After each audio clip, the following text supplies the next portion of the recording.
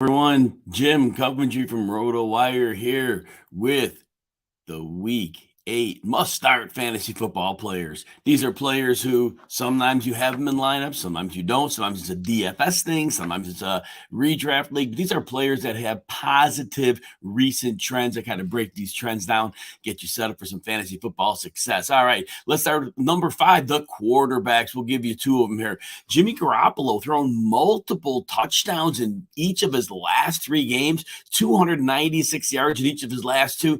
Look, he turned into a pumpkin from an NFL perspective at the end of the last game, kind of losing where he was at when he took that sack, but he's putting up fantasy digits. And right now, 49ers defense, they're going to have games where they're dominating, but they're not healthy right now. They got Nick Bosa back, but in the back end, they're really scuffling with injuries. And that allows the opportunity for San Francisco to have to score points. And if they have to score, Jimmy has weapons. And now with McCaffrey, if they use him in the screen game heavily, those are easy yards that Garoppolo will pick up that he didn't necessarily have before. And just think of all the extra space that gets created by having both McCaffrey and Debo and Kittle and Ayuk. It's weaponry. So Jimmy G, wheels up. How's it going, guys? All right. And then anybody with questions, I'll pick them up at the end of the stream. All right. Joe Burrow. So 781 yards and 7 touchdowns over the last 2 games. So what we'll say about Burrow is this. Now, there are 2 ways to look at the trends. The first way is this. His 2 big games have coincided with him facing teams with low pressure rates, bottom 10 pressure rates. In the games in which the Bengals face teams with top 10 pressure rates, he's had his biggest struggles. So in a very crude way, we've made that connection that Burrow is very matchup dependent. However, things could begin to improve for Burrow in bad matchups for 2 reasons. The first reason is that they are now primarily running their offense out of the shotgun other when the games are a blowout late. And because they were being very predictable. When they were under center, they were usually running. When they were in the gun, they were normally throwing. They're using play action out of the shotgun, and it's working.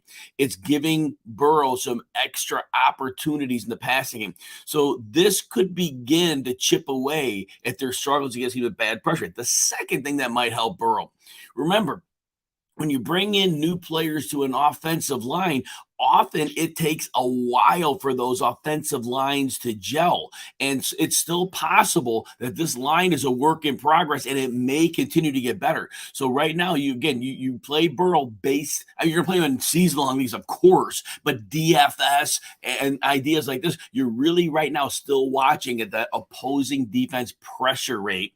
And again, we hope that gets better. Let's do one more quarterback. So I did call last week that I thought Dak Prescott would be eased back into action against the Lions. They could have attacked them through the air. Wisely, they didn't. They were able to basically beat up the Lions, use the run game, their defense completely stifle. And now I know Amon-Ra St. Brown, and this isn't about the Lions, more about the Cowboys. But here's what I liked.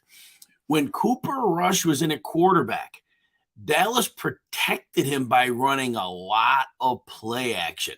They weren't doing that so much with Prescott. They did it last week. Dak ran a lot of play action, and it was giving him very advantageous looks. Now, with Dallas's defense, when they have games they're going to lead, they're not going to be a pass-heavy team. So don't think back to the Dak Prescott who had those monster 400-yard games a couple of years back. I don't know that game script is going to get him there, but I do think he could be very efficient, 260 yards, 2 and 3 touchdowns, even in games where the game script isn't so well. And since I'm on quarterbacks, I can take a question here. I'm going to add it into my topic. Justin Fields, it's interesting because a few weeks ago, I was trying to predict how teams would approach the Bears. And I've been correct. What I said was defenses would realize after week 2, oh my gosh, the Bears have no intention of throwing the football. They're hiding Justin Fields. They're good at running the ball. They block it up. Their line's bad, but they block up the run really well. They're not good in pass pro, but they can run block. So now I figured opposing defenses, they're going to take the run away. And to a degree, they tried to do that. I don't know what the Patriots did last night. The Patriots were like wishy-washy. It was like, yeah, we will, we won't. And they did not go in with a very concrete game plan. It looked like they were just like uncertain. But here's the point. Justin Fields has turned the running loose in the last 4 weeks. And for fantasy, that is the big deal. So that is what you like to see. And there will be potential situations for the pass game to work. Now, it's not going to be a high volume passing game, but you see there are explosives available downfield. And when they have good matchups against weak corners, they may well be able to take advantage of that. For fantasy, he's still a QB2, and that's not going to change, but his rushing ability being consistently higher has helped him. All right, next, the tight ends. Greg Dulcich, 44 and 51 yards in 2 games. He had 9 targets last week. Now it was with Brett Rippon. So here's the caveat. The offense was a mess with Russell Wilson. Dulcich got his touchdown out of blown coverage. J.C. Jackson blew a coverage. Dulcich got a long touchdown, beautiful for fantasy, but there was nothing special about it. But last week, he was a big part of the game plan. Now we have to see, it's a second week in. Is he a fundamental part of the offense that will remain when Russell Wilson's there? Because Russell Wilson typically doesn't see the middle of the field well. But Dulcich seems to be running more routes than just the middle of the field. They seem to be getting him out near the perimeter, either through formational alignment or through moving him after the snap. And if he's out there, that could play well into the hands of Russell Wilson. I'm not getting excited about any weapons with Russell Wilson right now, but I do think Dulcich does have real potential because obviously defenses are not going to be able to overcommit to stopping Dulcich. They still have to worry about Sutton. They still have to worry about Judy. And I usually don't like, a non-first round NFL draft tight end, but it looks like he's the deal as a receiver. So right now, a tight end 2, probably tight end 14, 15. But you can make a case for him going higher. And if he starts getting regular targets, he could be in that mix of as being a starter because it's not a high bar to be tight end 8. That's for sure. Dawson Knox, quietly, and he had been hurt.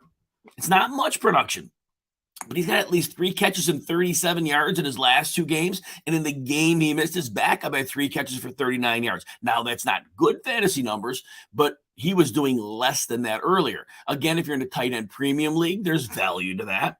DFS's salary is a little too high for 3 catches and 39 yards, but eventually a couple touchdowns could come his way. So I think he's more of a dart throw DFS, but he's getting back on the map of being a potential top 12 borderline guy on bye weeks with injuries of being back in the mix, but certainly not the opportunities of last year where he was super efficient. All right, let's one more. Evan Ingram is a deal right now. His last 3 games, 69, 40, and 67 yards. So that is really solid production for Evan Ingram. And see, and I've been talking about this with the Jaguars. In their receiving group, they have no explosives. Marvin Jones, hey, Bob. Marvin Jones' days of being that field structure, those are gone. Zay Jones, nice player, but obviously not a speed guy. And obviously Christian Kirk's a slot guy. Evan Ingram is their fastest receiver, and he's a tight end. Now, they don't run him on to stretch the field routes. They could. They don't. They learned that from Jason Garrett. Let's run the athletic Evan Ingram horizontally. But nonetheless, Ingram has been a very good weapon in this offense. He is a tight end 1 right now with production. Because remember, low bar outside of the top 6 or 7 tight ends. Very low, but he is clearly a startable weekly tight end unless you have one of the elite options, of course. Number 3, the wide receivers, and I will take any questions at the end that I do see up there. All right. JuJu Smith-Schuster, at least 113 yards and a touchdown in 2 straight games. So what I'm seeing with JuJu is this.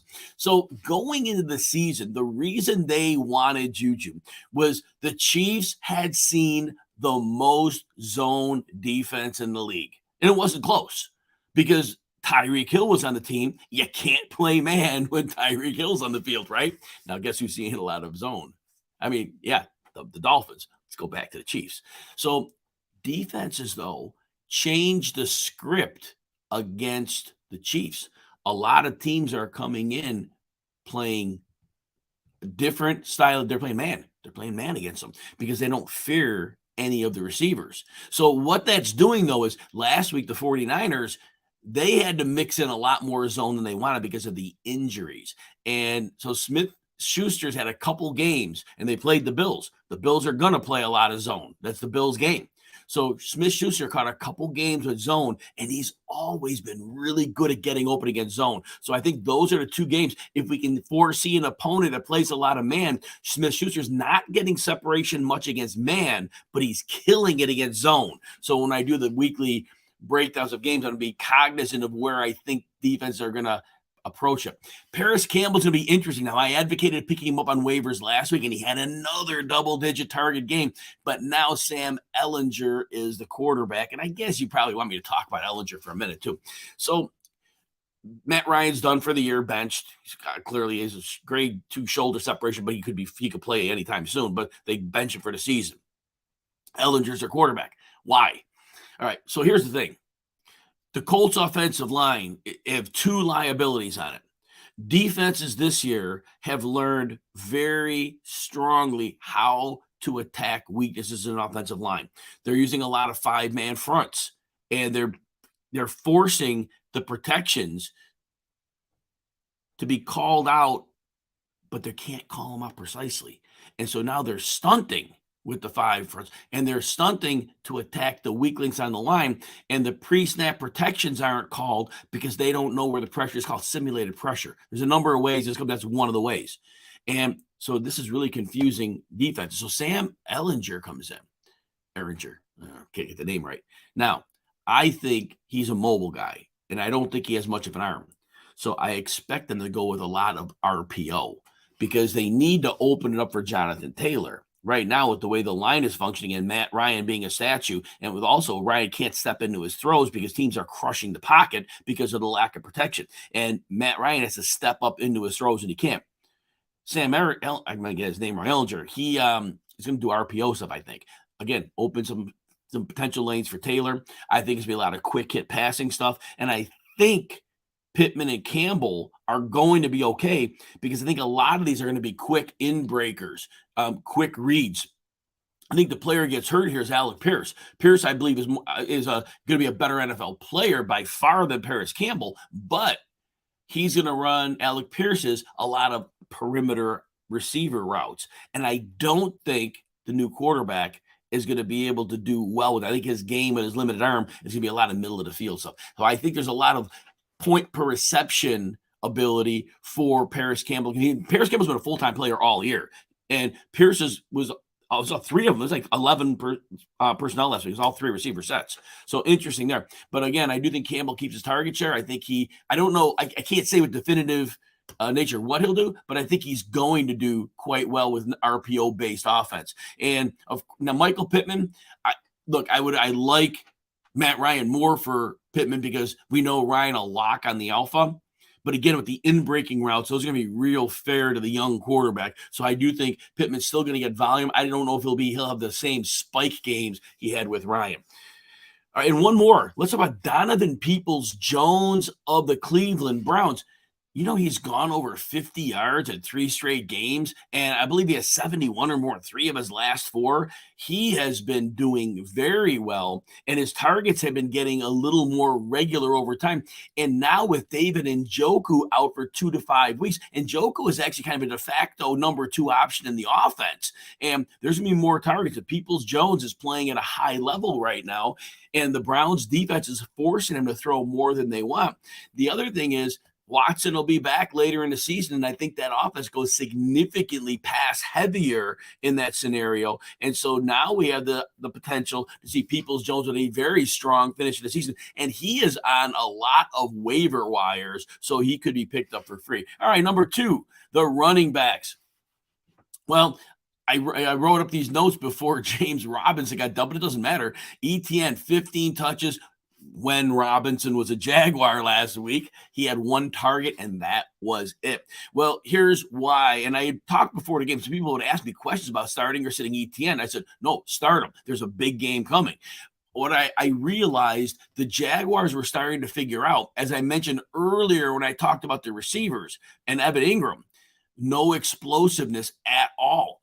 Etienne is not a receiver. He's a running back, obviously, but he is the one player who could give them explosive plays. So therefore, they had to get him integrated in the offense fast. They couldn't keep letting him playing a part-time role to Robinson. Robinson's a very good NFL running back. He does so many things well, but explosiveness is not his game. So as great as Robinson can be, he was part of the problem in that he didn't bring the one thing they needed, which was explosiveness. So Etienne now has that, and I assume he's going to handle most of the work going forward. JaMycal Hasty is going to be more of an injury backup.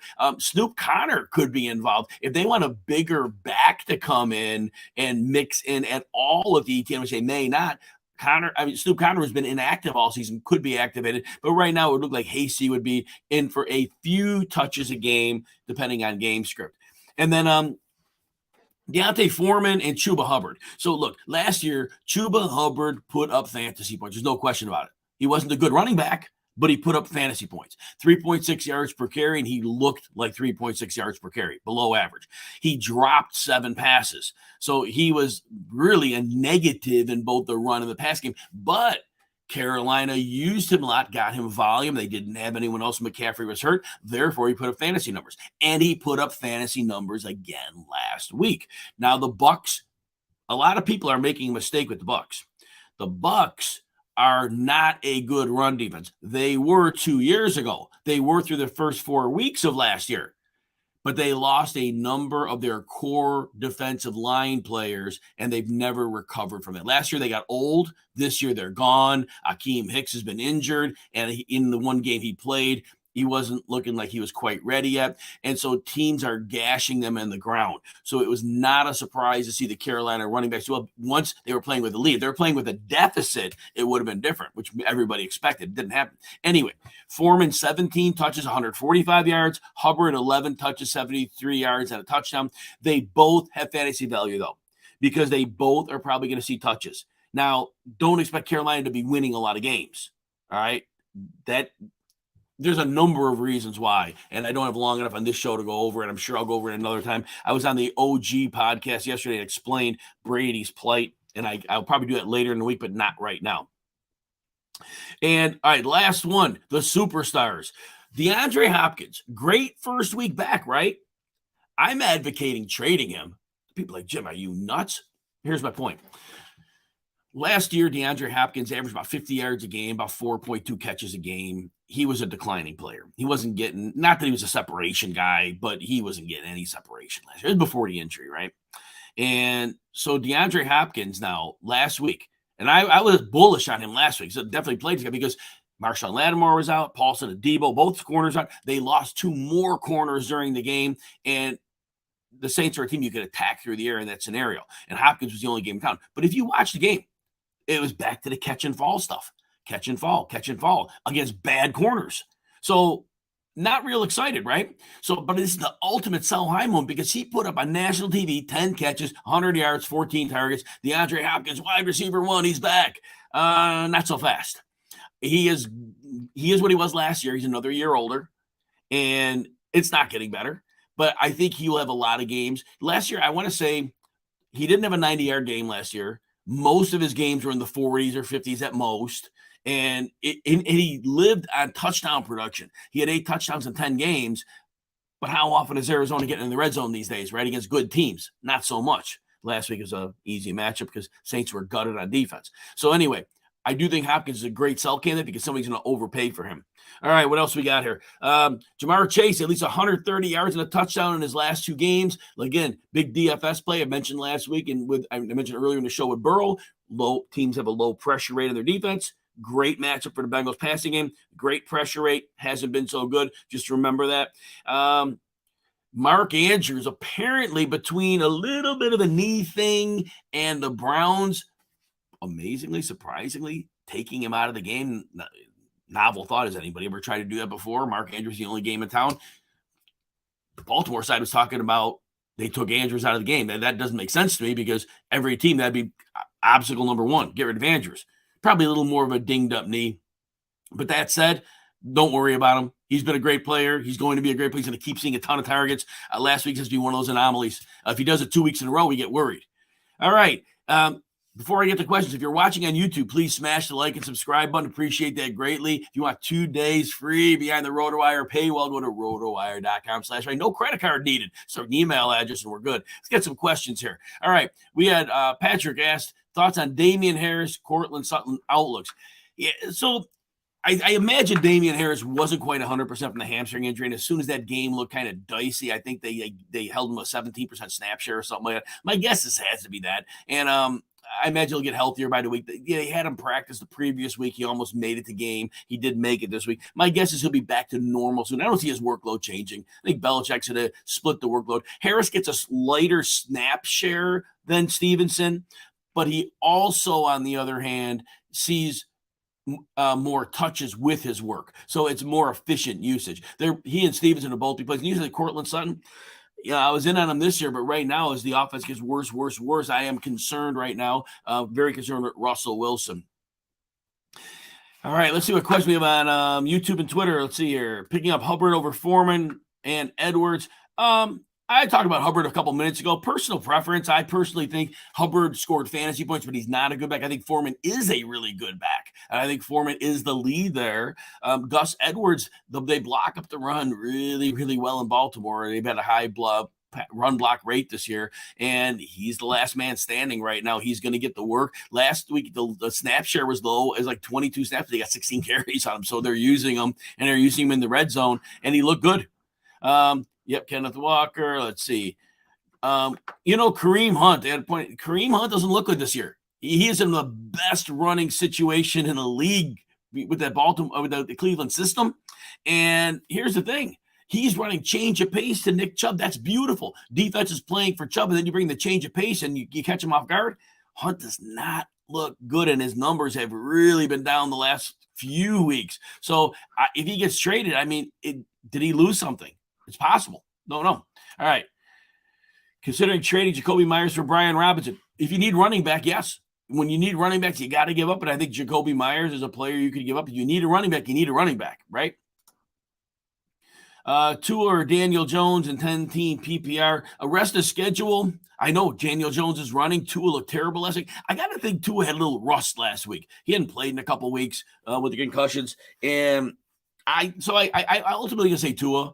Because at some point, the Giants are using a lot of crazy formations. But when they're playing a really good defense, they haven't played a lot of them yet. When they have good games, he's in trouble. Their whole office is going to be in trouble because smoke and mirrors will work to a point, but it's not going to work when they have a good defensive matchup. I think Tua, as long as Tyreek Hill and Jalen Waddle, last week was not a good game. But I think overall, they're going to get in a little chemistry, and I think that the quick passing game is going to work very well with the yardage after the catch. Brian Robinson, and he is in a committee, and we talked in the pregame last week, the live stream Q&A, which will be on Saturday this week. I always do the live stream on Sundays, but there's a London game we do it Saturday. So if you join me for the start sit live stream, it's 11 a.m. Eastern on Saturday because there's a London game again Sunday. But I had mentioned before that Gibson was going to get more work. Coach Rivera said that he wanted to get him, and Gibson did get more. And Gibson looked like a much better player, like he's playing for his job. So anyway, there, drop Dobbins for Edwards. Because Dobbins is out 4 to 6 weeks, and we don't even know if he'll come back after that, right? So if you need a running back now and you can't stash Dobbins, then you kind of have to do that, I think. And I'm very concerned. Dobbins has been struggling with the knee all year. So to me, it seems more unlikely not that we can't count on him this year. Let's see what else we got. Drake. Well, Drake and Hill ate into the carries because it was Gus's first game in a year and a half almost, right? So that's why the snap share was low. That's not going to happen. Gus is their guy. Gus will get 15 to 18 carries a game when he gets ready. They're going to ramp. But he had that this week, but his snap share was low, 22 snaps. But he got like 16 carries on the 22 snaps. So, but he'll play more. And they'll run him when they want to run him, but it's not going to hurt his fantasy, the Gus Edwards fantasy value at all. If the guys are in, they're going to be in on downs that Edwards wasn't playing anyway. And you know what? The Ravens don't play their running backs 80% of the snaps anyway. They're always going to put somebody else in, but they've been productive. George, help. Let's see. Between A.J. Brown, Evans, T. Higgins, Burrow.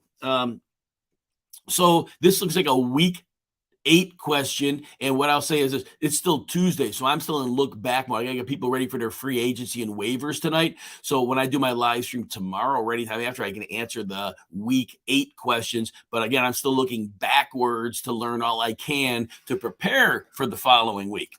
And you got that. Let's see. Is there any other questions here? Let's see. Looking through for any other questions. No, it looks like we're good. All right, everybody. If you have week 8 questions, I see George has them. You'll either want to hit me up at Jim Coventry NFL on Twitter. You can follow me there too. That would really be great. Smash the like button if you're on YouTube. And I think with this last question, Jeff Wilson still worth rostering? Yes and no. As a possible flex, I still think he gets 6 to 8 touches a week. That's low flex value in a 12-team league. But Elijah Mitchell's probably 2 to 3 weeks from coming back. At that point, Wilson will no longer likely have a role. But he's an emergency flex for the next couple of weeks, I would think, and that is about it. All right, everybody, thank you for hanging. Hubbard or Foreman? I'm going to say Foreman. Foreman to me is the better player. And I do believe Foreman is going to have a heavier workload, and I believe he is going to be more of a factor into the goal. And the reason Hubbard got the touchdown was Foreman was worn out from a long run.